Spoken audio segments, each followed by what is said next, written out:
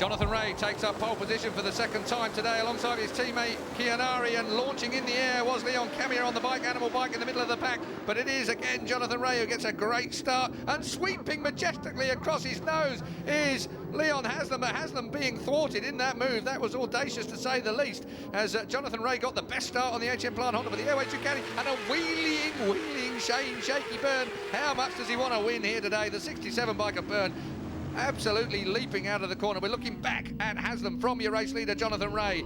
So Jonathan Rea, how much did he want to hear the British national anthem for himself? It was Haslam in the event for the first playing of that tune this year in the Bennett's British Superbike Championship. We're on lap 1 of 18 then. How's it going to move out, do you think, Neil? Well, Jonathan Rea got the whole shot in race 1, but Leon Haslam was soon sweeping past them and then led right till the flag. But Michelin now have to have a tyre on that's going to work in the opening laps. It has to work first 5 or 6 laps because Dunlop had the advantage in race 1. Let's take a look at this again. Well, oh dear me, that's all a bit... Cal Crutchlow then taking a look at it all from on board, and you can see the two HM Plant boys getting together, but Crutchlow looking for a way around the outside of all these guys at Honda the first turn, but it's Jonathan Rea that leads from Haslam, from the Stobart Vent Axia bike, and there is Cal Crutchlow. Well, what a superb fourth place that is. I just hope it wasn't a jump start, because it was pretty sharp on the line. We'll have to wait and see. Oh, that looks like a big off just there. So who is number 28? That is Neil Faulkner. So Neil Faulkner on the Team Emco NSF Racing Yamaha is down on a deck, and I have to say that with the way those bales are being stacked, oh, he's gone straight on at that left-hander. Does he make the barrier? He gets beat up by the bike. So Neil Faulkner goes in there a bit hard, and that looks to me like he's been knocked out there momentarily as well. It's one of those, that's at the Holiday Bend here, and well, we might see that we have a safety car in a moment or two while they deal with that particular incident, because the last thing you need is a load of flying motorcycles coming in that gravel trap when you've got marshals and medics trying to deal with a rider. Oh, big off there. That's Zanotti, isn't it? The Hudson 64 bike. Kenner. And that's one of the... Yeah, that is Hudson Kenner. Hudson Kenner is picking up the Virgin Media bike, but that is Zanotti, I think, that's laying down there, perhaps. Is that 64? We're going to have the safety car out there now, definitely, with that. Hudson Kenner, the South African, then, has gone down with 64.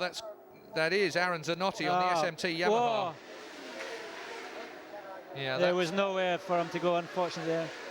Yeah, that was a nasty accident. So the safety car and the medics have gone out there now. We are under a yellow caution period again. There he's up on his feet. That is remarkable. Zanotti is up on his feet. So Zanotti has taken the biggest beating today, and he's walking away from it as quick as that. I'm not sure he'll know where he is at the moment. Well, I think he's on his way to Dublin, isn't he?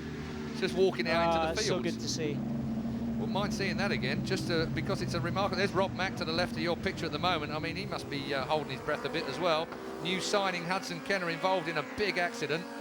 That is Hudson Kenner, and there is Aaron Zanotti. Whoa, that will have given the old sponsors a bit of a scare for a moment or two. The lights are off on the safety car, so we're going to be back under racing conditions. I suppose the only good thing to come out of this at the end of the day was no rider had managed to pull a great big lead out and then have it eked into by a safety car period. So we go back under racing in very similar conditions. Might have given Carl Harris a little bit more to fight with. Of course, Carl Harris is on the rear end of Lavia, and it's closed it up for Lavia as well. Look at Haslam sneaking up there, making the best of this. Jonathan Rea holding them all up. Got to be careful though. Jonathan Rea is holding them all up. Nobody's allowed to pass until they go over the line. Otherwise you pick up a ride-through penalty. So anybody that makes a pass before the line. So Rea holds on to it. We look back at Haslam from Jonathan Rea's HM Plant Honda. Lap 5 of 18. We only add laps to this race after 2/3 distance if we go under a safety car period. So this race will still be only 18 laps. Leon Haslam is definitely thinking about a pass there into turn 1. And I think Carl Harris there is getting all racy on the Hydrex bike, just in front of Gregorio Lavia as well. He's closed in behind Cal Crutchlow on this restart. Yeah, and this has worked good for Lavia though. Very good. Very good, because he won't have to use up his tyres to force his way forward. Exactly, he had a fair old gap to the front runners now, but he's right on the tail. They're all line astern now, so it's just a case of trying to pick one off every lap, and he'll soon be in touch.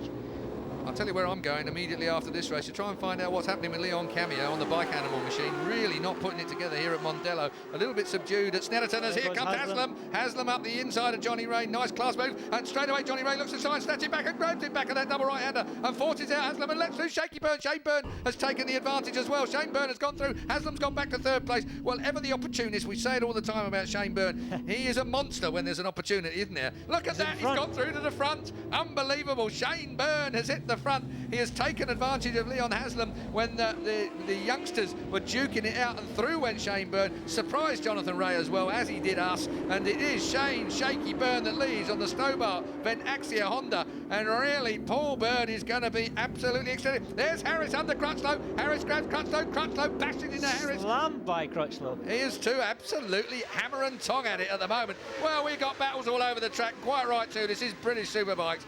Shaky leads. Ray second. Number 91, Leon Haslam in third place. Fourth is Kianari, the defending champion. Then it's Crutchlow on the blue Rizza Suzuki, going hammer and tong with Carl Harris. And believe me, he is not a boy you pick on, is he? Incredible. Oh, Olivia underneath Keo. Oh, what a great move again. That is a favourite passing place. That double, that's turn 7 A and B, and they just love digging it in there. And if you've got a great front end on your motorbike, you can just rush on in with the brake feathered and get underneath. And now it is the two Airway Ducati joined at the hip. 91 is Haslam, 36 is Gregorio Lavia, and behind both of those men now is the series leader, and that is Leon. Quite often riders that pass, they run wide and then the rider can come back underneath them, but Livia had that covered. Oh, down has gone Walker. He's out. That looks like a mechanical failure more than an actual crash failure. So Chris Walker, well, will that be the last time we see him ride a Rizza Suzuki? Is the question. He is a faller at turn 3, so that was actually designated a faller up into turn 3. That long right-hander that tightens on the way, 2/3 of the way through it. So Chris Walker is out, and possibly permanently. Well, to wait and see if that rumour is actually true. Unfortunately for Chris, he just stuck in his fastest lap at 1:40.001, so he's pushing hard. Now, if they could cast their net now, they'd get Daryl Healy and team manager Colin Wright together. Stern faces in Airwaves Ducati camp. There goes Lavia. Lavia goes underneath Haslam. Oh, but Haslam holds him off, pulls it tight. I was amazed Gregorio could actually slow that motorcycle up in the middle of that corner without touching him. He had it covered because he did commit, but you can see Haslam coming back and just had to roll a little bit. I was about to say, Stuart Easton out. The MSS Discovery Kawasaki's coming off the back of a long TT. And look at this. I mean, he did have it covered, but he knew Haslam was going to come across on him. Class action, Gregorio Lavia. Some riders would have just carried on, wouldn't they, and run into... Yeah, and I can't knock Leon Haslam because he's not giving anything away. There's no team orders, obviously. Well, he's just given that away again as we cut the other way. Shaky. And I'll tell you what, you can see the look on their faces there. That's Tom Sykes' granddad there. And through has come, Keogh's taken advantage of those two coming together at the hairpin at the Dunlop corner. The two Airways Ducatis came together, and really Kianari has now managed to get through on Lavia. Jonathan Ray's just put in the fastest lap. Another lap record for Jonathan Ray. He's on the rear end of Shane Byrne. 38.672. Let's take another look at this. These two really got together coming out of there. Shaking his head is Haslam, but really I'm not sure that that was anybody's fault other than the fact they both wanted the same bit of tarmac.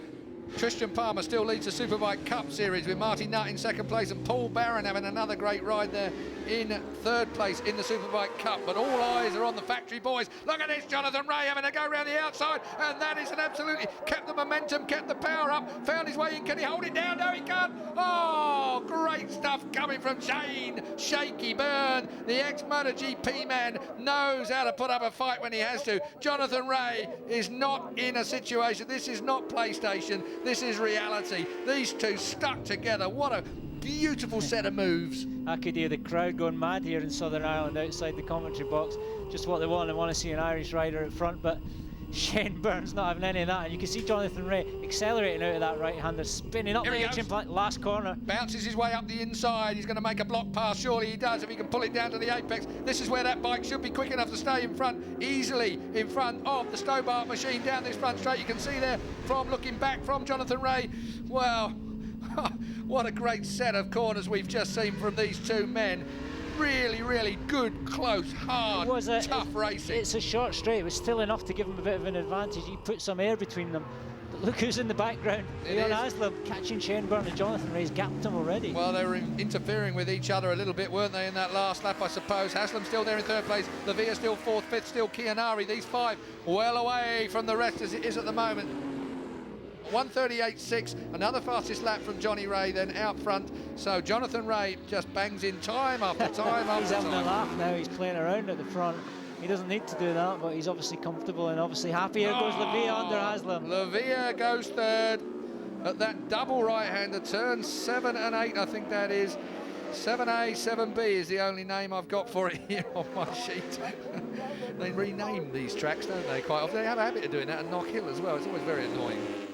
Yeah, I was stuck in a bit of a rut with the Knock Hill corners, but I don't think Lavia's stuck in a rut. He can see his second place still, Shane Byrne. Well, this is very, very important for him. The more people he can get between himself and Kianari back in what? 1, 2, 3, 4, 5th place. Kianari right off the pace now. It's amazing, isn't it? Kianari's bike doesn't look like it's hooking up. He was a bit out of the saddle just there coming onto that little straight. I reckon, I mean, well, I don't know what choices Chris Pike and his side of the garage have made over Adrian Gorst and their side of the garage, but certainly it's distinctively different. It's got to be distinctively different for this much difference. Kianari was matching Jonathan Ray in race 1. Can't get near him in this race. Yeah, I definitely made some changes there. They're unequal in performance at the moment. Damage limitation for Kianari. Last lap, of course, this is at the moment. Jonathan Ray, well, he had his 5th pole of his career in Superbikes today, and now he's about to convert it for the first time, surely, and take his first ever Bennett's British Superbike race win here on Irish soil. I know he's an Ulsterman at the end of the day, but it does count, certainly from an Englishman commentating. Last lap time. Still, it's going to be about whether Lavia manages to pinch second place and maximise the amount of points he can get between he and fellow contender. Oh, Crutchlow's gone down, and I think he's praying perhaps that Paul Denning won't get hold of him. Lavia's trying to set himself up. You're not quite close enough to pass him. No, way past Haslam there, but not close enough. No. But still the last corner. I think he carries good corner speed through there. Does the Stobart bike of Shane Byrne, and really this is going to be, I can't see him going into a dogfight side by side with Shane Byrne at the last corner. We'll wait and see. Depends how much drive he gets out of this left-hander, and if Shane Byrne manages to keep it under control. I think Shane Byrne set himself up onto the fat bit of the tyre. Oh no, we've got this left-hander, sorry, wrong left-hander. This is the one that counts now. Big blast up the hill into Dunlop corner appropriately for the last time for Shane Byrne, but it's the Michelin shod Jonathan Ray that takes his first ever British Superbike win. Shane Byrne takes his second of the weekend. Lavia has made it all work out perfectly for him in 3rd place. It would have been better, he would have preferred it to be better. Big hug for Jonathan Ray Senior there in the garage at the HM Plant Honda. Tom Sykes doesn't get the better of Camia. Camia finishes in 6th place. After 2 races today then at Mondello Park. Look at that, a point in it between Ryoichi Kianari and Gregorio Lavia. It's a game-on situation. Jonathan Ray, though, closes right in with that win. 25 points for a win, closes him right up. Leon Haslam on 169. Camia on 136. Shane Byrne does his campaign. A whole load of good on 127 now, but a little adrift of your leading men. Tom Sykes on 115 and Chris Walker on 83.